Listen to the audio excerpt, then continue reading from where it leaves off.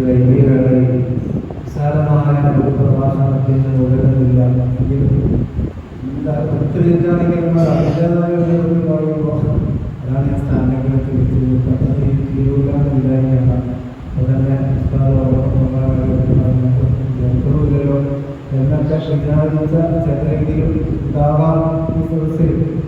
അത് ശേഖരിയെ കുറിച്ച് കുറിച്ചുള്ള ഒരു വാർത്തകളിൽ അതല്ലെങ്കിൽ ആ ഒരു ചിന്തകളിലേക്ക് ഓർത്തുകൊണ്ടാണ് ഈ കാലഘട്ടത്തിൽ ഇങ്ങനെ മഴകൾ വരുന്ന പോലെ ശുഭപ്രതീക്ഷയിലാണ്.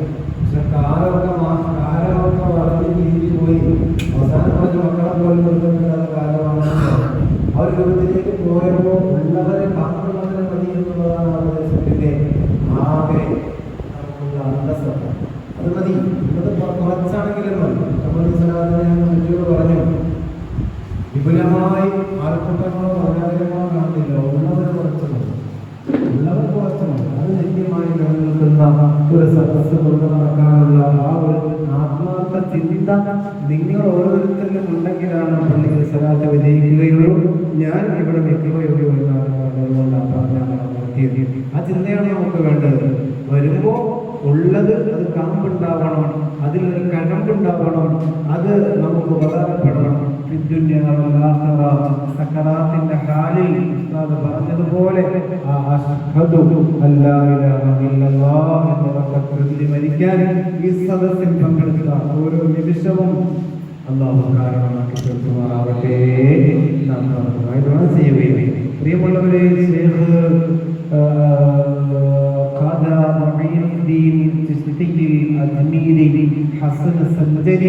എന്നൊക്കെ ഇങ്ങനെ ഏതൊക്കെ രാജ്യമായി പറയണേ. രാജസ്ഥാൻ മുതൽ അയൽപട്ടണം മുതൽ ഇറാഖ് മുതൽ ഇറാൻ മുതൽ അങ്ങ് മുതൽ ഏരിയ നമ്മൾ തുടങ്ങുമ്പോ നമുക്കൊക്കെ ചിന്തിക്കുന്നത് ഇതൊക്കെ സത്യം തന്നെയാണോ ഈ പറയുന്നത്. നമ്മളെപ്പോലുള്ള അറിവില്ലാത്തവരും ആത്മജ്ഞാനികളുമായി ബന്ധപ്പെടാത്തവരും ഒക്കെ ചിന്തിച്ചേക്കാം, പഠിച്ചവരെ ഇതൊക്കെ ഉള്ള സ്ഥലങ്ങളൊക്കെ തന്നെയാണോ ഈ പറയണേ എന്ന് ചിന്തിച്ചേക്കാം. മഹാനായ ഖാജ മഈനുദ്ദീൻ ചിശ്തി അജ്മീരി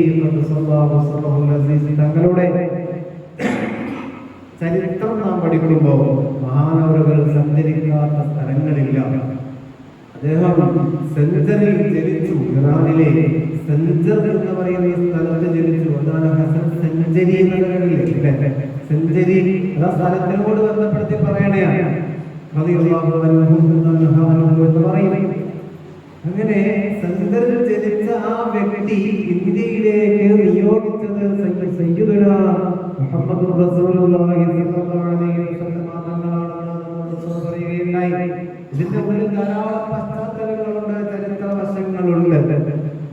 ജനനം മുതൽ തന്നെ ധാരാളം അത്ഭുതങ്ങൾ പ്രകടമായ ആ കുഞ്ഞുമോനായിരിക്കുന്ന പ്രായത്തിൽ തന്നെ ധാരാളം അത്ഭുതങ്ങൾ നിന്ന് പ്രകടമാവുകയുണ്ടായി. ഒരു സന്ദർഭത്തിൽ 11 വയസ്സായ സമയത്താണ് അദ്ദേഹത്തിന്റെ മാതാവും പിതാവും നഷ്ടപ്പെട്ട ഒരു സംഭവം ഉണ്ടാകുന്നത്. പിന്നെ ആര് നോക്കും, എങ്ങനെ നോക്കുമെന്ന് അവരൊന്നും പിടിയില്ലാതെ ആരും ഏറ്റെടുക്കാൻ പോലുമില്ല എന്ന് ചരിത്രം പറയുമ്പോൾ ഇല്ലാത്ത അവസ്ഥയിൽ പിതാവ് ഈ മക്കൾക്ക് ജീവിക്കാനുള്ള സമ്പത്തിന് മാത്രം ബാക്കി വെച്ച് അദ്ദേഹം മരണമടയുകയാണ്. അതിൽ ഈ തങ്ങൾക്ക് കിട്ടിയ ആ കൃഷി സ്ഥലത്ത് കൃഷി ചെയ്തുകൊണ്ട് ജീവിച്ചുകൊണ്ടിരിക്കുകയാണ്. അങ്ങനെ 2-3 വർഷം കൃഷിയുമായി ഇങ്ങനെ കഴിയുന്നു. 11-ാം വയസ്സിൽ വഫാത്തായ പിതാവ് 14-15 വയസ്സായപ്പോ മാതാവ് നഷ്ടപ്പെട്ട് അദ്ദേഹം ഒറ്റപ്പെട്ട ഒരവസ്ഥയിൽ ഉള്ളതെന്തെങ്കിലുമൊക്കെ കൃഷി ചെയ്ത് ജീവിക്കാം എന്ന് വിചാരിച്ച് കൃഷിസ്ഥലം വളരെ സുന്ദരമായ തോട്ടമാക്കി കായ്ക്കനികളുള്ള തോട്ടങ്ങളാക്കി ഇങ്ങനെ കൊണ്ടു നടക്കുമ്പോഴാണ് ഇബ്രാഹിമുൽ മജ്ദൂബ് എന്ന് പറയുന്ന ഒരു മഹാൻ വ്യക്തി ആ തോട്ടത്തിലേക്ക് കടന്നു വരുന്നത്. ഇബ്രാഹിമുൽ മജ്ദൂബ് അദ്ദേഹം കടന്നു വന്നു. അദ്ദേഹത്തെ ഒരു ഇൽഹാമോടുകൂടി അല്ലാഹു സുബ്ഹാനഹു വ തആല അയച്ചതാണ്. കടന്നു വന്ന് ഖാജാ തങ്ങളുടെ ആ തോട്ടത്തിൽ കണ്ടപ്പോ ആ ചെറുപ്രായത്തിൽ ആലിമീങ്ങളോടുള്ള ബഹുമാനം, ഇബ്രാഹിമുൽ മജ്ദൂബ് എന്ന് പറയുന്ന മഹാൻ എന്തിനാണ് എന്റെ സദസ്സിലേക്ക്, എന്റെ തോട്ടത്തിലേക്ക് കടന്നു വന്നത് എന്ന് അല്ലാതെ ചിന്തിച്ചുകൊണ്ട് മഹാനായ ഖാജാ തങ്ങൾ 15 വയസ്സാണല്ലോ, പക്വതയില്ലാത്ത പ്രായം, 30 ആയി വരുന്ന പ്രായം, ഉണ്ടായിരുന്ന തോട്ടത്തൊക്കെ നിലച്ചിട്ട് കൊടുത്ത് അത് ആ തോട്ടം മുഴുവനും കറങ്ങി നടന്ന് പല വിധത്തിലുള്ളതായ പഴവർഗ്ഗങ്ങൾ കൊണ്ടുവന്ന് ഈ മഹാനെ സൽക്കരിക്കുകയാണ്. ആ സന്ദർഭത്തിൽ ഈ മഹാന്റെ സഞ്ചിയിൽ നിന്ന് ഒരു പെട്ടി അല്ലെങ്കിൽ ഒരു റൊട്ടി, ആ റൊട്ടി എന്ന അഭിപ്രായമുണ്ട്, ഒരു പഴം എന്ന അഭിപ്രായമുണ്ട്. ആ പഴം എടുത്തപ്പോ മഹാനായ ഒരാഗ്രഹം തോന്നുകയാണ്. ആ അല്പം പഴം എനിക്ക് കിട്ടിയിരുന്നെങ്കിൽ ഈ പഴത്തിന്റെ കൂടെ ഇബ്രാഹിമുൽ മജ്ദൂബ് തങ്ങള് ആ പഴത്തിൽ സഞ്ചിയിലുള്ള പഴമെടുത്ത് ചവച്ചപ്പോ മഹാന്റെ പുറത്തേക്ക് നോക്കി, പഴം വേണോ ഉസ്താദ് തന്നാ ഞാനത് കഴിക്കാം. വായിൽ നിന്ന് കടിച്ച് ചവച്ച പഴം ഇങ്ങനെ തുപ്പിക്കൊടുത്തു. മഹാനായ ഖാജാ തങ്ങൾ 15ാമത്തെ വയസ്സില് ഇബ്രാഹിമുൽ മജ്ദൂബ് എന്ന് പറയുന്ന മഹാന്റെ പഴം വാങ്ങി വാങ്ങിയിടുകയാണ്. ആ പഴം കഴിച്ച് ശരീരത്തിന്റെ ഇടത്തളങ്ങളിലേക്ക് ഞരമ്പുകളിലൂടെ സർക്കുലേഷൻ നടന്നപ്പോ മഹാനവറുകൾ വല്ലാത്ത അനുഭൂതിയിലാണ്. തങ്ങളുടെ ശരീരമാസകലങ്ങൾ കുളിർന്നു വരികയാണ്. എന്തെന്നില്ലാത്തൊരു ആവേശം, എന്തെന്നില്ലാത്തൊരു ഇൽഹാമിയായ ചിന്തകൾ ആ നിന്നിരിപ്പിൽ കണ്ണടച്ച് നിൽക്കുമ്പോ മക്കയും മദീനയും കാണാൻ തുടങ്ങുകയാണ്. അത്ഭുതങ്ങളുടെ കലവറയാണ്. പിന്നെ കണ്ണടച്ചാലും കണ്ണു തുറന്നാലും കാണുന്നത് ആ മഹാനവിടെ നിന്ന് പുറപ്പെടുകയാണ്. പോയി ഇദ്ദേഹം പിന്നെ നടക്കുമ്പോഴും ഇരിക്കുമ്പോഴും എന്തൊക്കെയോ അത്ഭുതങ്ങളായ കാഴ്ചകളും പല ചിന്തകളും ഹൃദയത്തിലേക്ക് കടന്നു വരികയാണ്. അങ്ങനെ അവിടെ നിന്ന് യാത്രയാവുകയാണ്. ബുഖാറ എന്ന് പറയുന്ന പട്ടണത്തില് നിസാമുദ്ദീൻ എന്ന് പറയുന്ന ഒരു മഹാന്റെ അടുക്കൽ പഠനം ആരംഭിച്ചു. എനിക്ക് ഫിൽമ് പഠിക്കണം, ദീനിനെ കുറിച്ചറിയണം. കുറച്ച് നാൾ അവിടെ പഠിച്ചു. അവിടെ നിന്ന് മഹാനവറുകൾ നാട്ടിലേക്ക് തിരിച്ചു വന്നു. കുറച്ച് കഴിഞ്ഞ് മഹാനായ ഹാറൂനിയ പട്ടണത്തിലേക്ക് പോവുകയാണ്. അവിടെ ഉസ്മാനുൽ ഹാറൂനി എന്ന് പറയുന്ന ഒരു മഹാനുണ്ടത്രേ. ഉസ്മാനുൽ ഹാറൂനി ധാരാളം ആളുകൾ വരുന്നു. പലവിധ അറിവ് കിട്ടാൻ വേണ്ടി, പല വിധത്തിലുള്ളതായ ജ്ഞാനം നുകരാൻ വേണ്ടി കടന്നു വരുന്നുണ്ട്. അദ്ദേഹം മൗനം മാത്രമാണ്, അദ്ദേഹത്തിന്റെ ആൻസർ മൗനം മാത്രമാണ്. പണ്ഡിതന്മാരൊക്കെ വന്ന് തിരിച്ചുപോയി. മഹാനായ ഖാജാത്തങ്ങളെ വഴി കാണിക്കുന്നത് മറ്റ് അല്ലാഹുവിന്റെ എന്തോ ഒരു പ്രത്യേകമായ അദൃശ്യ ശക്തിയാണ് ഖാജാത്തങ്ങൾക്ക് വഴി കാണിക്കുന്നത്. അവിടെ തന്നെ നിന്നോ എന്ന് സ്വപ്നം അറിയിച്ചു കൊടുത്ത് 20 വർഷമാണത്രേ ആ ഉസ്മാനുൽ ഹാറൂനി എന്ന് പറയുന്ന മഹാന്റെ സമക്ഷത്തില് ഖാജാത്തങ്ങൾ ഇരുന്നത്. 20 വർഷം ഒരു ഇൽമും പഠിപ്പിച്ചു കൊടുത്തില്ല ഖാജാത്തങ്ങള്. ഖാജാത്തങ്ങൾക്ക് ആ ഇൽമ് എന്തായിരുന്നു എന്നറിയുമോ? ആത്മീയ ജ്ഞാനത്തിലേക്ക്, ആത്മീയ സ്രോതസ്സുകളിലേക്ക് ആ ഉസ്മാനുൽ ഹാറൂനി റളിയല്ലാഹു അൻഹുവിന്റെ ജീവിത ശൈലി ഈ മഹാൻ ഖാജാത്തങ്ങൾ പഠിച്ചെടുക്കുകയായിരുന്നു. നിമിഷങ്ങൾ മുഴുവനും, ഓരോ ദിവസങ്ങളും ഉറക്കവും ഊണും ചലനവും നിശ്ചലനവുമില്ല. ആ മഹാന്റെ താബിഈ, മഹാന്റെ മുത്തബിഈ മഹാനായ ഖാജാത്തങ്ങൾ മുന്നോട്ട് പോയി. ആലോചിച്ചു, 20 വർഷം എന്റെ ഒരാളുടെ മുന്നില് ഒരു ഇൽമു പഠിക്കാൻ അങ്ങും സംസാരം പോലുമില്ലാതെ ഒരു സ്ഥലത്തിരിക്കണമെങ്കിൽ ആലോചിച്ച് നോക്കൂ.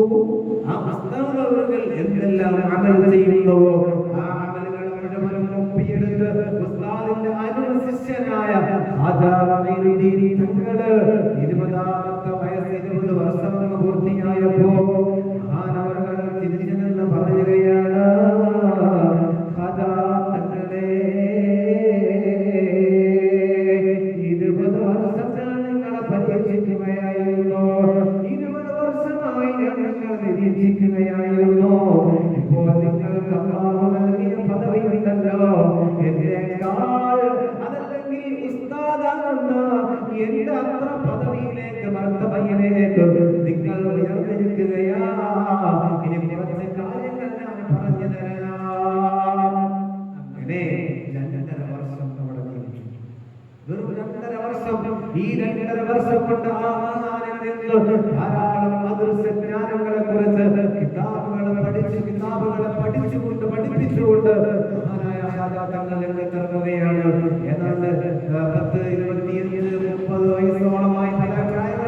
പറയുന്നുണ്ട്. ഇവിടെ നമുക്ക് പഠിക്കാനുള്ള ഒരു പാഠാണ്.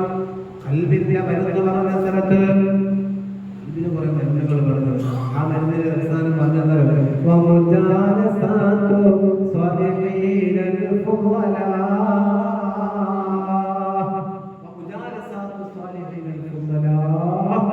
കൽബ് നന്നാവാനുള്ള മരുന്നാണ് സ്വാലിഹീങ്ങളുമായി ഇടപഴകുക. കൽബ് നന്നാവാനുള്ള മരുന്നാണ് സ്വാലിഹീങ്ങളുമായി ഇടപഴകുക. സ്വാലിഹീങ്ങളുടെ സദസ്സിലേക്ക് കടന്നു വരിക. സ്വാലിഹീങ്ങളുടെ ഉപദേശങ്ങൾ അംഗീകരിക്കുക എന്നുള്ളത് ആ ഒരു സാധാരണങ്ങളിൽ നിന്ന് നമുക്ക് കിട്ടുന്ന ഏറ്റവും വലിയ പാഠമായിരുന്നു. 20 വർഷം സ്വാലിഹായ ആലിമായ മുത്തഖിയായ ആ മഹാന്റെ സമക്ഷത്തിൽ നിന്നപ്പോ 20 വർഷം കൊണ്ട് ലോകം മുഴുവനും അടക്കി ഭരിക്കാൻ പാകത്തിനുള്ള പണ്ഡിതനായി മാറിയെന്ന ചരിത്രം പറയുമ്പോ മഹാനായ ഹുസൈനുവിന്റെ കാലം ഹുസൈനുവിന്റെ സമക്ഷത്തിലേക്ക് കടന്നു വരികയാണ്. അതേതാണ്ട് 30ഓളം വയസ്സെന്ന് പറയപ്പെടുന്നു. ഹുസൈനുവിന്റെ അടുക്കൽ വന്ന് ബഗ്ദാദിലേക്ക് കടന്നു വന്ന് മഹാനവരുകൾ ചോദിക്കുകയാണ്, അല്ലയോ പ്രഭേദശേഷം തങ്ങളെ ഈ ബഗ്ദാദിന്റെ നിയന്ത്രണം എന്നിലേക്ക് ഏൽപ്പിച്ചു തരുമോ?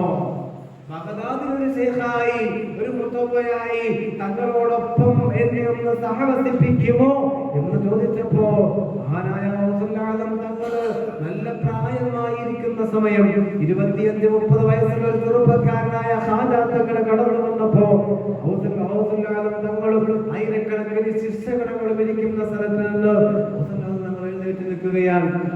തങ്ങൾ എഴുന്നേറ്റ് നിന്ന് വളർന്നു അദ്ദേഹത്തെ ബഹുമാനിക്കുന്നു.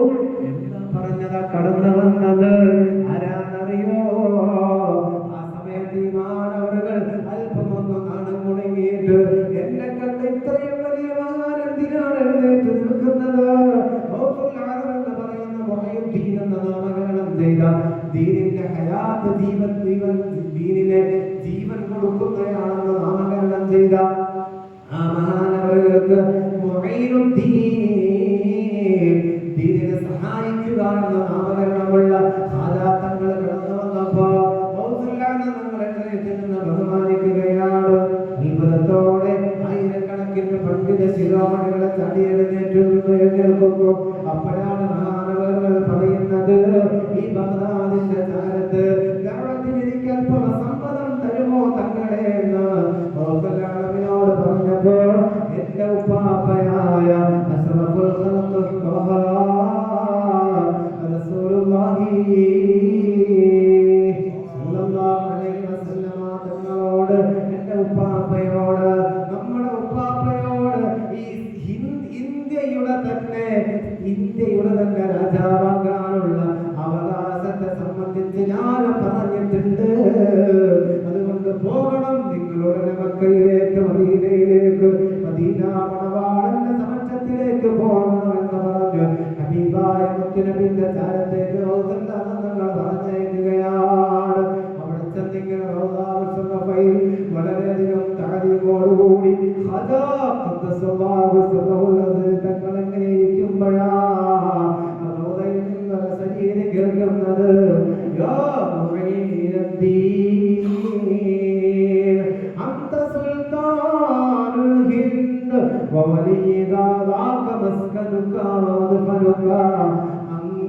ഇന്ത്യയുടെ സുൽത്താനാണ്, അങ്ങ് ഇന്ത്യയുടെ രാജാവാണ്. അതേ, നിങ്ങൾ ജീവിച്ചിരിക്കുമ്പോഴോ നിങ്ങളുടെ ദഫം ചെയ്താലും ഖബറടക്കുന്നതും അത് ഇന്ത്യയിൽ തന്നെയാണ്. ഇന്ത്യയുടെ രക്ഷകർത്താവാണ് എന്ന് ഇതിന് മുഹമ്മദ് റസൂലുള്ളാഹി സ്വല്ലല്ലാഹു അലൈഹി വസല്ലം തങ്ങൾ പറഞ്ഞു. ധാരാളം കലങ്ങിയ കണ്ണുകളുമായി ധാരാളം വികലമായ ചിന്തകൾ, അഥവാ എങ്ങനെയാണ് എനിക്കൊരു രാജാധിപതം, ഒരു കിങ് എന്ന ഒരു പദം എനിക്ക് ലഭിച്ചത്? ഇന്ത്യയിൽ വന്ന് ഞാൻ എങ്ങനെ പറയും ഞാൻ രാജാവാണെന്ന്? ആരോട് പറയും ഞാൻ രാജാവാണെന്ന്? എങ്ങനെ ഞാൻ രാജാവാണെന്ന് ഞാൻ എങ്ങനെ പറയുമെന്ന് ആശ്ചര്യഭരിതനായി ചിന്തിച്ചുകൊണ്ട് ധാരാളം രാജ്യങ്ങൾ കറങ്ങി തിരിച്ച് മഹാനവറുകൾ വന്ന് ഇന്ത്യയിൽ വന്ന് നിൽക്കുമ്പോഴാണ് ആ അജ്മീറിൽ വന്നിങ്ങനെ നിന്നു. പ്രിയമുള്ളവരെ, അവിടെ ഇങ്ങനെ വന്ന് നിന്നിങ്ങനെ ആലോചിക്കുകയാണ്, ഇങ്ങനെയാണ് ഞാൻ ഒരു രാജാവാണ്, ഞാൻ സുൽത്താനാണെന്ന് എങ്ങനെ പറയും? ഈ സന്ദർഭത്തിലാണ് അവിടെ ഒരു പുഴയുണ്ട്. ആ പുഴയുടെ പേരെന്താ? അനാസാഗർ എന്ന് പറയുന്ന ആ പുഴയുടെ ചാരത്ത് നിന്നിങ്ങനെ ആലോചിക്കുകയാണ്, റബ്ബേ എന്റെ സുൽത്താനാണെന്ന് പറഞ്ഞത് എന്റെ ഹബീബാണ്. ആ ശരീരം ഞാൻ കേട്ടതാണ്. പറയുന്നു അത് സ്വപ്നമാണ്. സ്വപ്നത്തിനൊക്കെ വേണ്ടി പറഞ്ഞിട്ടുണ്ടോ? സ്വപ്നല്ലേ? കല്ലേറ്, ഇബ്രാഹിം നബി അറക്കല്, ഇസ്മായിൽ നബി അറക്കല്, ഇതൊക്കെ സ്വപ്നമാണ്. ഇസ്ലാമിലെ സ്വപ്നത്തിന് നല്ല സ്ഥാനമുണ്ട്.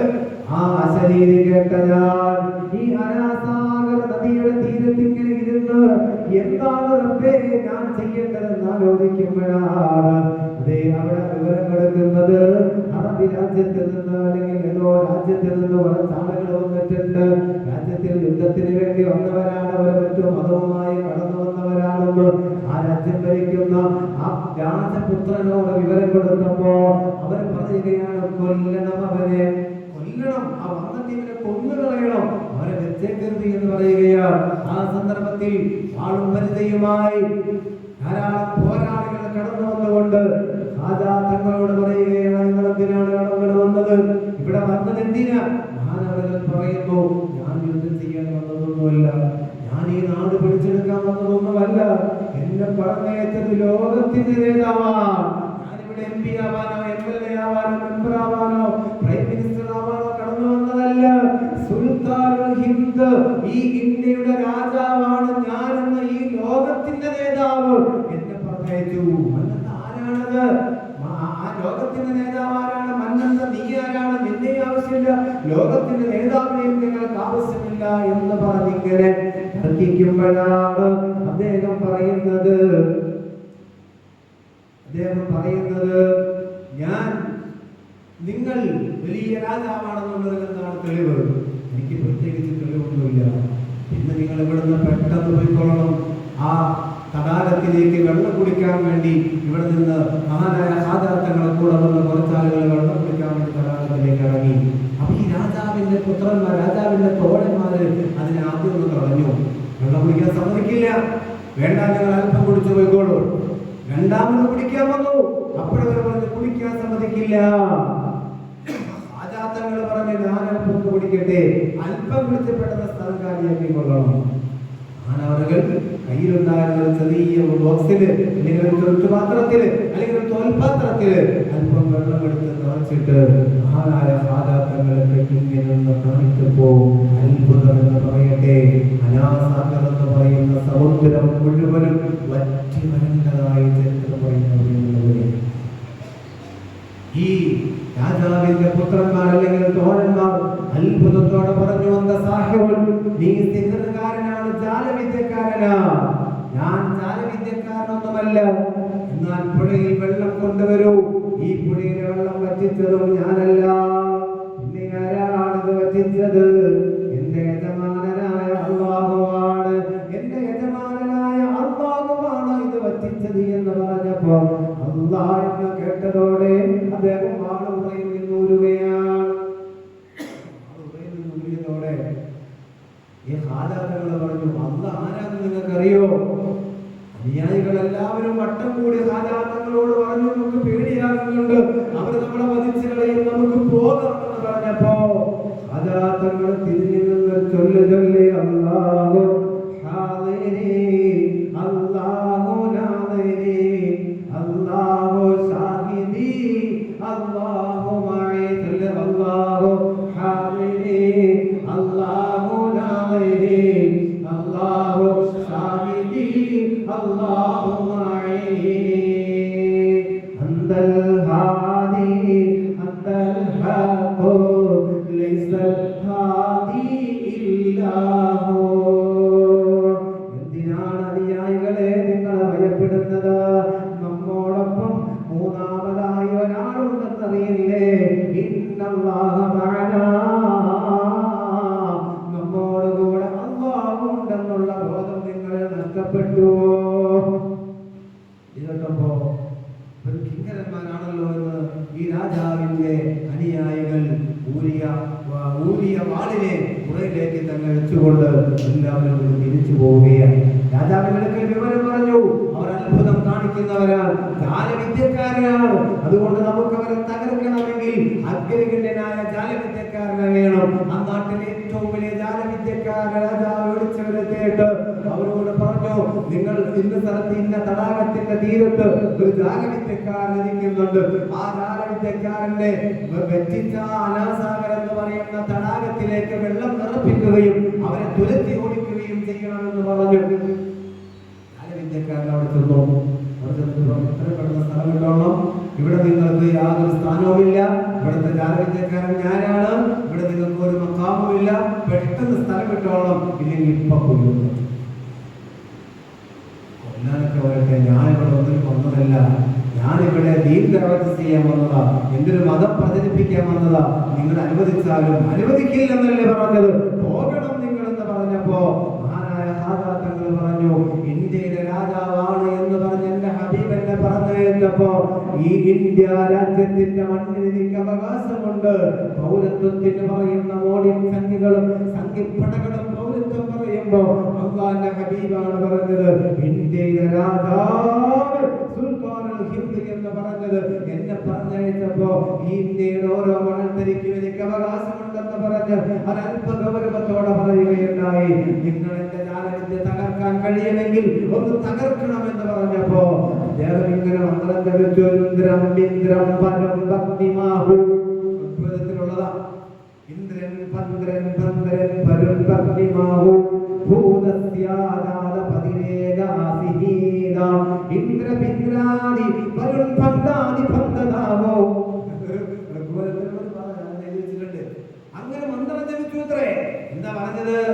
ഈ രാജ്യത്തിലുള്ള ഈ നാട്ടിലുള്ള സർവ വേദങ്ങളെ, സർവ ദൈവങ്ങളെ, പാമ്പുകളെ, സർപ്പങ്ങളെ മലയുടെ മുകളിലേക്ക് ഇങ്ങനെ കൈ നീട്ടിയിട്ട് സർപ്പഭൂതങ്ങളെ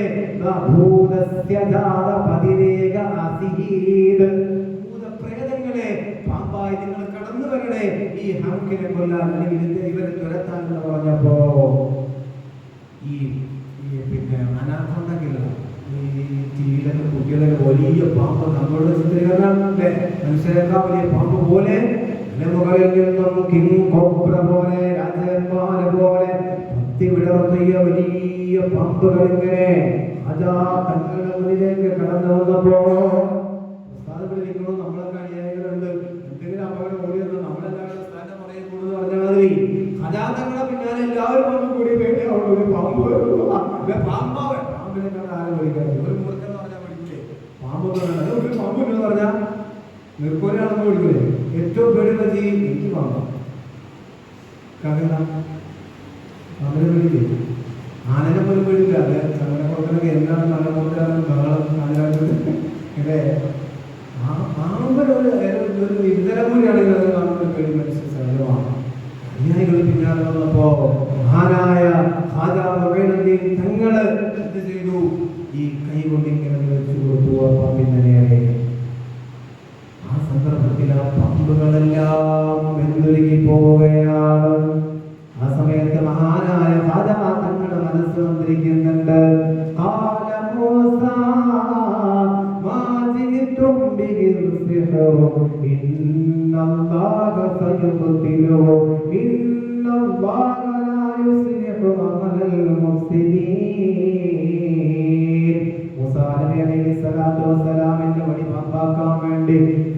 എന്ന് പറയുന്ന കിങ്കരന്റെ മുന്നിൽ മുട്ടുകുത്താൻ മൂസാ നബി സാഹിറാണ്, ജാലവിദ്യക്കാരനാണ്, കൺകെട്ടുകാരനാണെന്ന് പറഞ്ഞപ്പോ പരിശുദ്ധ ഖുർആൻ നമ്മോട് പറയുന്ന കഥയാണത്, ചരിത്രമാണത്. മൂസാ നബിയുടെ മൗലിദ് ഖുർആനിൽ ഓതുന്നതാണത്.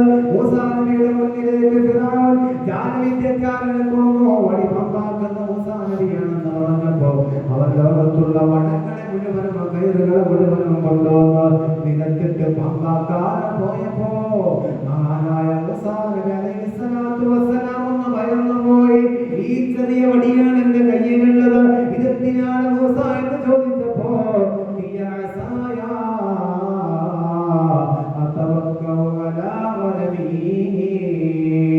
എന്റെ കൂടെ കുറച്ച് ആടുകളുണ്ട്, ഈ ആടുകൾക്ക് ആടുകൾക്ക് പള്ള വലിച്ചു കൊടുക്കാനാണ്, പുല്ല് വലിച്ചു കൊടുക്കാനാണ് ഈ വടി എന്ന് പറഞ്ഞ മൂസാ നബിയുടെ കൈകളിലുള്ള അതിന്റെ സ്വലാത്തു വസ്സലാം മുതൽ കൈമാറി വന്ന ആ കറാമത്തിന്റെ മുഅ്ജിസത്തിന്റെ ഒടി മൂസാ നബി നിലത്തിട്ടപ്പോൾ അത് പമ്പായി. അപ്പോഴാണ് മൂസാ നബി അറിയുന്നത് ഇത് പമ്പാകുമെന്ന്.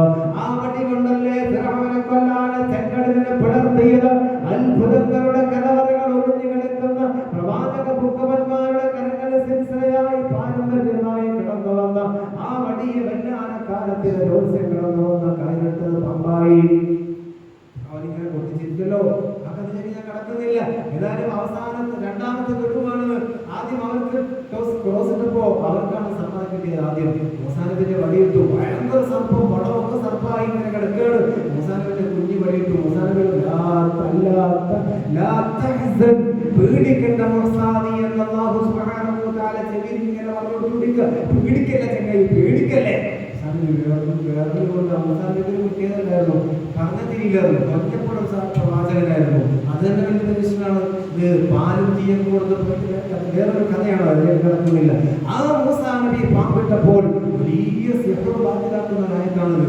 പുതിയ സിഹറേറ്റയാള് ആയത്ത്, ആ ഒരൊറ്റ ആയത്ത് ഇത്ര സിഹറേറ്റയാളും തലയിൽ ഒരു 11 വട്ടം ഊതിയാൽ അവിടെ അളവോടെ ശൈത്താനാണെങ്കിൽ അവിടെ അളവും, പിശാചാണെങ്കിൽ അവിടെ അളവും. ഈ കടന്നു വന്നത് ഭൂതാദിക്ഷേത്രങ്ങളാണ്, ഭൂതങ്ങളാണ് ഈ കടന്നു വന്ന പാമ്പ്. ഈ ആയത്ത് കേട്ടതോടുകൂടി ആ പാമ്പിങ്ങനെ ചുരുണ്ട് വെന്തുരുകി ചത്തുപോയി എന്ന ചരിത്രം പറയുകയാണ്. ആ പാമ്പിനെ കാണുന്നില്ല. അങ്ങനെ അവസാനം ഇദ്ദേഹം പറയുകയുണ്ടായി, നീ എത്രക്കായോ ഞാൻ നിനക്ക് അടുത്ത പണി തരാമെന്ന് പറഞ്ഞ് തീനെ വിളിക്കുകയാണ്. തീ, ഭയങ്കരമായ കത്തിക്കാളുന്ന തീയെ അടുത്തൊരു മന്ത്രം ജപിച്ചുകൊണ്ട് ഈ ജാലവിദ്യക്കാരൻ വിളിച്ചു. ഇതാ കാട്ടുതീ പോലെ. ഇന്ന് അമേരിക്കയുടെ അവസ്ഥ എന്താ? കത്തിക്കുമെന്ന് ട്രംപ് നമുക്ക് പറയല്ല, പിറ്റേന്ന് അമ്മ കത്തിക്കാൻ തുടങ്ങിയവിടെ കത്തിക്കുന്നു പറയല്ല, പിറ്റേന്ന് റബ്ബ് കത്തിച്ചു. മഞ്ഞിങ്ങനെ പെയ്തുകൊണ്ടിരിക്കുന്ന സമയമാണ്. ഇപ്പൊ ഒരിക്കലും തീക്കാറ്റുള്ള സമയമല്ല. ഈ സമയത്താണല്ലേ നമ്മൾ ചുറ്റും കാണുന്നില്ലേ, വീഡിയോ കാണുന്നുണ്ടല്ലോ, കാറ്റിങ്ങനെ തീ കാറ്റുകൾ വന്ന് ഏതാണ്ട് $17,000 നഷ്ടം അവിടെ, $1 മില്യൺ നഷ്ടം അവിടെ സംഭവിച്ചിരിക്കുകയാണ്. ഈ നിമിഷം വരെ ഇപ്പോഴും കേട്ടിട്ടില്ല എന്നുള്ളതാണ് അറിവ്. അപ്പൊ കേൾക്കാൻ തുടങ്ങിയ നഷ്ടക്കാരം ഒലിപ്പിച്ചേക്കാം. പറയുന്നത് കണ്ടില്ലേ? ആ ഫിർഔന്റെ അവസാന സമയത്ത് മൂസാ നബിയോട് പറഞ്ഞു, റബ്ബി മൂസ, അല്ലാഹ് മൂസാ നബിയുടെ റബ്ബാണ് യഥാർത്ഥ റബ്ബ് എന്ന് ഫിർഔൻ പറഞ്ഞു. ആ സമയത്ത് പറഞ്ഞിട്ടുള്ള കാര്യമുണ്ടോ? ഇപ്പോഴാണ് അമേരിക്കക്കാർക്ക് നേരം തീക്കാറ്റ് വന്നപ്പോ മനുഷ്യൻ ബലഹീനനാണെന്ന് തിരിച്ചറിഞ്ഞു. ഈ തീ ഏറ്റവും വലിയ ശിക്ഷയാണ്. തീ കൊണ്ടുള്ള തീയുടെ കറാമത്ത് രാജാങ്ങളുടെ വേറെയുണ്ട്. ഈ ജ്യോത്സ്യൻ തീയനെ ഒരു ഭൂതം ചൊല്ലി, മന്ത്രം ചൊല്ലി തീയെ ഇങ്ങോട്ട് ആവാഹിക്കുകയാണ്. ഈ സമയത്ത് ഹാജാത്തങ്ങളും അനുയായികളും ഈ തീയിലകപ്പെടുമോ എന്ന ഭയത്താൽ വലിയൊരു മല, ഒരു പാറയുടെ തീക്കട്ട വരുന്നത്, പാറ പോലെ തീക്കട്ട ഇവരെ ലക്ഷ്യം വെച്ച് ഇങ്ങനെ കടന്നു വന്നപ്പോ മഹാനായ ഹാജാത്തങ്ങൾ ഓതാൻ തുടങ്ങി. ഖുൽ യാ നാറു കൂനി ബർദൻ വസലാമൻ അലാ ഇബ്രാഹിം നബി അലൈഹിസ്സലാത്തു വസ്സലാമിനെ നമ്രൂദ് തീക്കുണ്ടാരത്തിലേക്ക് ഇട്ടപ്പോ അല്ലാഹു തീയോട് പറഞ്ഞ മന്ത്രമാണ്, തീയേ ഇബ്രാഹിമിനെ നീ എയർ കണ്ടീഷനായി മാറണമെന്ന് പറഞ്ഞ ആയത്തോന്നിയപ്പോ ആ തീയെല്ലാം സാരമായി നിലത്തേക്ക് വീഴുന്ന അവസ്ഥയാണ് കണ്ടത്. അതിൽ പരാജയപ്പെട്ടപ്പോ ഈ ചക്രവർത്തിയുടെ ജോത്സ്യനാകെ നാണം കെട്ടിരിക്കുകയാണ്. ആയിരങ്ങളാണ് ചുറ്റും വന്നിരിക്കുന്നത്. ഈ തന്ത്രത്തിൽ നിങ്ങളെ കൊല്ലുകളാ എന്ന് പറഞ്ഞു ആ ജോത്സ്യൻ ഇങ്ങനെ വട്ടം കറങ്ങാൻ തുടങ്ങി. ചാടി കളരിപ്പേറ്റ് പോലെ വട്ടം കറങ്ങി. ആ കറങ്ങുന്ന സമയത്ത് കയ്യിൽ ഇങ്ങനെ ആവാഹിക്കുന്നു, കല്ല് വരുന്നു, കല്ലുകൊണ്ട് എറിയുന്നു. ആ ഹാജാത്തങ്ങളുടെ അനുയായികളുടെ തലയൊക്കെ പൊട്ടി ചോരൊലിക്കാൻ തുടങ്ങിയപ്പോ ഹാജാത്തങ്ങളോട് പറഞ്ഞു, നമ്മൾ പരാജയപ്പെട്ടോ, നമ്മുടെ ദീൻ സത്യമല്ലേ എന്ന് ചോദിച്ചപ്പോഴാണ് ഹാജാത്തങ്ങളുടെ കാലിൽ നിന്നും മെതിയടിയുടെ ഒറ്റ പൊക്കാണ് അല്ലേ. ഹിബറിയുദ്ധരണത്തിൽ അലിയാരിതങ്ങള് നേരിടാൻ വേണ്ടി പൊക്കം പറഞ്ഞ അലിയാരിതങ്ങൾ ഇങ്ങനെ പോയില്ലേ. കയറി കൊണ്ടാലി ഹൈദർ പുറപ്പെടുന്നേ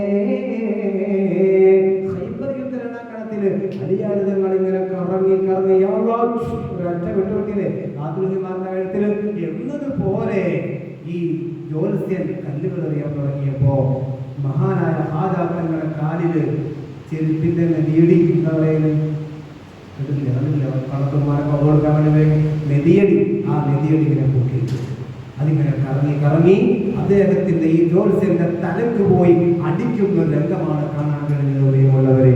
അടിച്ചടിച്ചടിച്ച് ഈ ജോത്സ്യനെ നിലത്തേക്ക് താത്തി. ഈ ജോത്സ്യൻ താഴത്തേക്ക് നിലം പതിച്ചു പോയ ആ ജോത്സ്യൻ ഇറങ്ങി വന്നുകൊണ്ട് പറയുന്നു, എന്താ പറഞ്ഞത്, സാധാരണ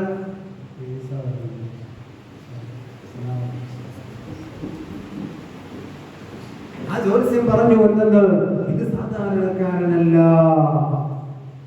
നിങ്ങൾ സാധാരണക്കാരനല്ലെന്ന് എനിക്ക് മനസ്സിലായി.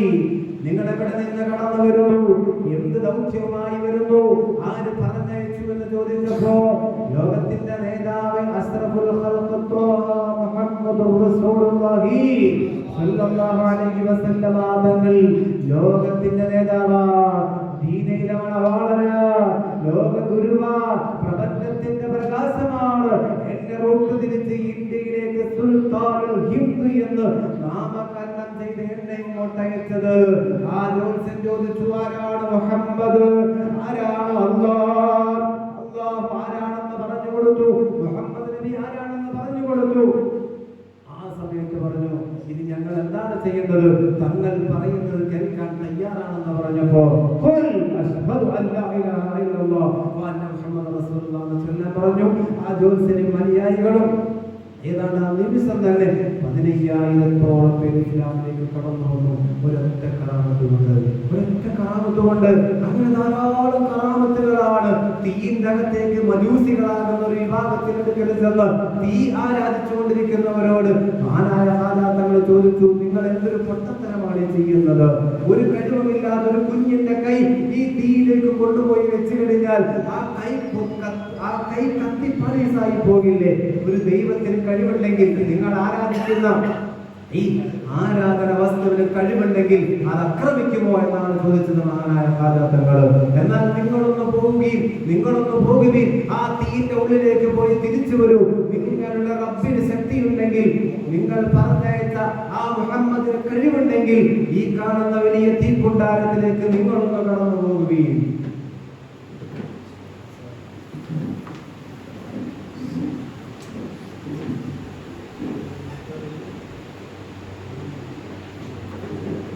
ഈ കാണുന്ന തീക്കുണ്ടാരത്തിന്റെ ഉള്ളിലൂടെ നിങ്ങളൊന്ന് കടന്നു പോകാൻ നിങ്ങൾക്ക് ധൈര്യമുണ്ടോ എന്ന് ഹാജാത്തങ്ങളോട് ജൂസികളാകുന്ന തീ ആരാധകർ ചോദിച്ചപ്പോൾ ആ ഹാജാത്തങ്ങൾ പറഞ്ഞു, ഞാൻ കടന്നു പോകാം, പക്ഷേ ഒരു ഡിമാൻഡ് ഉണ്ട്, നിങ്ങളുടെ കൂട്ടത്തിൽ ഒരാളെയും കൂടി ഞാൻ കൊണ്ടുപോകും. എന്തിനാ? ഞാൻ അവിടെ ചെന്ന് തിരിച്ചു വരുമ്പോ ഇത് ജാലവിധിയാണെന്ന് നിങ്ങൾ പറയും. അപ്പോൾ ഇവർ ചോദിച്ചു, ഞങ്ങളുടെ കൂടെ കൊണ്ടുപോകുന്നയാള് നിങ്ങൾക്ക് കഴിവുണ്ടെങ്കിൽ അയാൾ കത്തി കരിഞ്ഞു പോകില്ലേ? ഇല്ല, എന്റെ കൈ പിടിച്ചാൽ അയാളുടെ അയാൾ ഒരിക്കലും തീയിൽ കരിയില്ല എന്ന് പറഞ്ഞു. അതിൽ എന്നെ പീഡിച്ചോർക്ക് ഞാൻ പാടിയാണല്ലേ, എന്റെ മോരിതാരോ നരകത്തിലില്ല, നരകത്തെ കാക്കുമ്മ എന്നെ പിടിച്ചവർക്ക് ഒരിക്കലും ഞാൻ പരാജയപ്പെടുത്തുകയില്ല എന്ന് അതിലേക്ക് റിലീസ് ചെയ്യാൻ നമുക്ക്. അവരെയും കൊണ്ട് വലിയ തീക്കുണ്ടാരത്തിന്റെ അകത്തളങ്ങളിലേക്ക് മഹാനായ കടന്നു പോയപ്പോ 10,000 വാവിട്ട് കരയാൻ തുടങ്ങി. അല്ലോ എന്തൊരു അത്ഭുതമാണ് കാണിക്കാൻ പോകുന്നത്. ഒരു മനുഷ്യൻ പച്ചയായ ജസവും കൊണ്ട്, ശരീരവും കൊണ്ട് ആ മനുഷ്യനിതാ കത്തിക്കാളുന്ന അഗ്നികുണ്ടാരത്തിലേക്ക് കടന്നു പോവുകയോ. ആരും ധൈര്യം കാണിച്ചില്ല, ആരും കൂടെ വരാൻ ധൈര്യം കാണിച്ചില്ല. ആരാ ധൈര്യം കാണിക്കുക തീയിലേക്ക് ചാടാൻ? അവസാനം ഇദ്ദേഹത്തിന്റെ മഹാനവരുകളുടെ മതം സ്ഥിരീകരിക്കാൻ, അല്ലാഹുവിന്റെ കഴിവ് സ്ഥിരീകരിക്കാൻ, അല്ലാഹു അക്ബർ വലില്ലാഹിൽ ഹംദ് എന്ന് പറഞ്ഞ് തൊട്ടടുത്തുന്ന ഒരാളെ കയ്യിൽ പിടിച്ച് വലിച്ചു കൊണ്ടുപോവുകയാണ്. തീക്കുണ്ടാരത്തിലേക്ക് എടുത്തു ചാടി കത്തുന്ന തീയുടെ അഗ്നിഗോളത്തിന്റെ നടുവിൽ വെച്ച്, മധ്യത്തിൽ വെച്ച് മഹാനായ ഹാജാ തങ്ങള് ആ ജനബാഹുല്യം വരുന്ന 10,000 നോക്കി പുഞ്ചിരിച്ച കഥ ബഹുമാനപ്പെട്ടവരെ അലി നദ്വി മഹാഉദ്ദീൻ അലി നദ്വി റളിയല്ലാഹു അൻഹു രേഖപ്പെടുത്തിയിട്ടുണ്ട് അദ്ദേഹത്തിന്റെ ചരിത്ര ഗ്രന്ഥത്തിൽ ഈ മഹാനവറുകളെ കുറിച്ച്. തീന്റെ നടുക്ക് വെച്ച് ചിരിക്കുകയാണ്. എല്ലാവരും അത്ഭുതത്തോടെ വാവിട്ട് കരയുകയാണ്. തീ മറികടന്ന് അപ്പുറത്തേക്ക് കടന്നു വന്നു. യാതൊരു ചലനവുമില്ലാതെ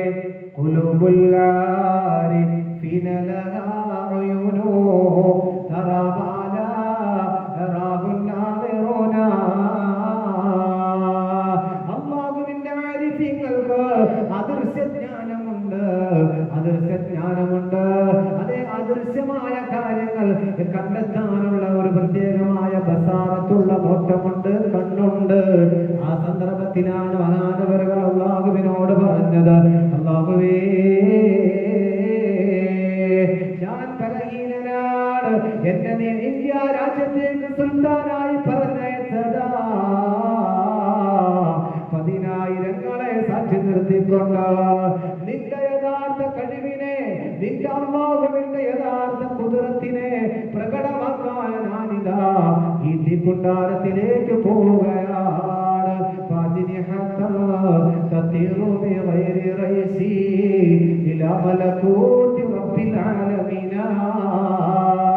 ചിറകുകളില്ലാതെ മഹാന്മാരുടെ മനസ്സ് പടച്ച റബ്ബിലേക്ക് ദർബാറിലേക്ക് പാറി പറക്കുമെന്ന മഹാന്മാർ നമുക്ക് പഠിപ്പിച്ചു തന്നിട്ടുണ്ട്. അത്ഭുതങ്ങൾ കാണിക്കേണ്ട സമയത്ത് കറാമത്തുകൾ മോചിതത്തുകൾ പ്രകടമാക്കേണ്ട സന്ദർഭത്തിലാണ് മഹാന്മാരുടെ മോചിതത്ത് പ്രകടമാവുകയുള്ളൂ. ആ സമയത്ത് റബ്ബിന്റെ മുന്നിലേക്ക് കൽബും മനസ്സും കണ്ണുമുള്ള സഞ്ചാരം ഹദാത്തങ്ങളിലുണ്ടായി. അതാണ് തീയുടെ അപ്പുറത്തേക്ക് കടന്നു വന്നത്. അതുകൊണ്ട് മഹാന്മാരെ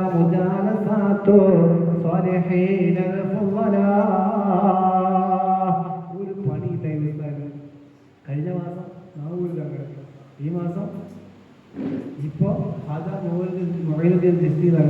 ഇതുവരെ കേട്ടില്ലാത്ത മഹാന്മാരുടെ കുറെ ദിക്റും കുറെ മുക്കും കുറെ ഫാത്തിഹയൊക്കെ ആയിട്ട് ഇങ്ങനെ വന്നേക്കാന്നൊക്കെ ചിലർക്കൊക്കെ തോന്നുന്നുണ്ടാവില്ലേ.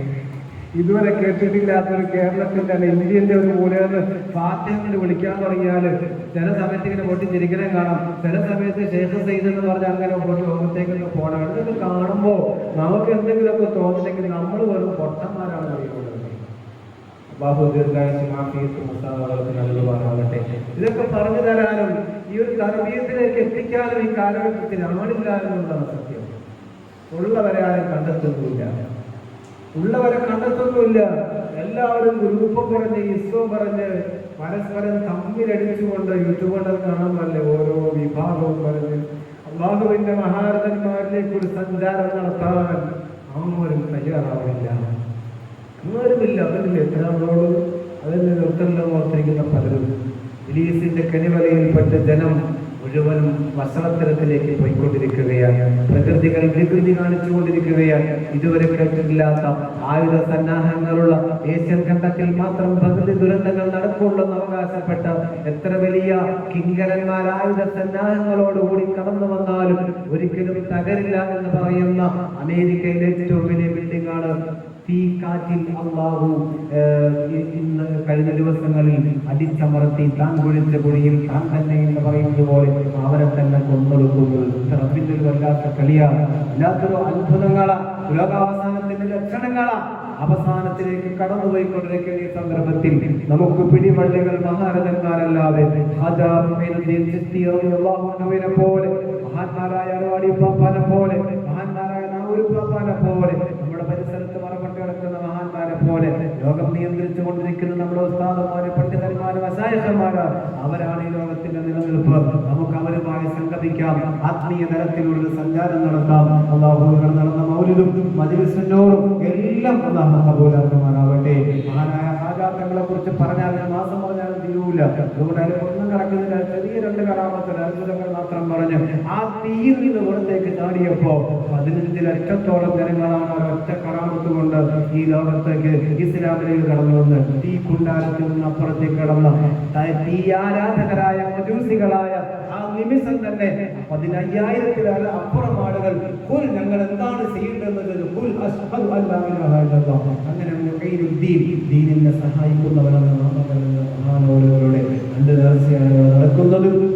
അദ്ദേഹത്തിന്റെ മതവും വിളയുമുള്ള മുത്തഖീങ്ങളിൽ മുഅ്മിനീങ്ങളിൽ മുഖ്ലിസീങ്ങളിൽ നമ്മൾ ഉൾപ്പെടുത്തുമാറാവട്ടെ. ഇൻഷാ അല്ലാഹ് ഞാൻ അവസാനിപ്പിക്കുകയാണ്. വരുന്ന 6-ാം തീയതി അതുമായി ഞാൻ പള്ളിയിൽ കയറിയിട്ടുണ്ട്. അതായാലും അള്ളാഹുവിന്റെ തീരുമാനം ദഅവത്ത് നടത്താൻ എവിടെയാണോ അവിടെ പള്ളിയിലുള്ള കാര്യങ്ങളായി ഭംഗിയായി മുന്നോട്ട് കൊണ്ടുപോവുക. പുത്തമ്പള്ളിക്ക് ഒരു പവറുണ്ട്, നമുക്കൊക്കെ അറിയാം. പള്ളിയുടെ മണ്ണിനൊരു പ്രത്യേക പവറുണ്ട്. അതുകൊണ്ട് എല്ലാവരെയും ഞാൻ ക്ഷണിക്കുകയാണ്. ഈ സ്ഥലത്തുള്ള എല്ലാവരെയും വരുന്ന 6-ാം തീയതി ഇൻഷാ അല്ലാഹ് നമ്മുടെ ഉസ്താദ് അവർക്ക് ഇവിടെ സംഗമിക്കാൻ വന്ന ഉസ്താദുമാരൊക്കെ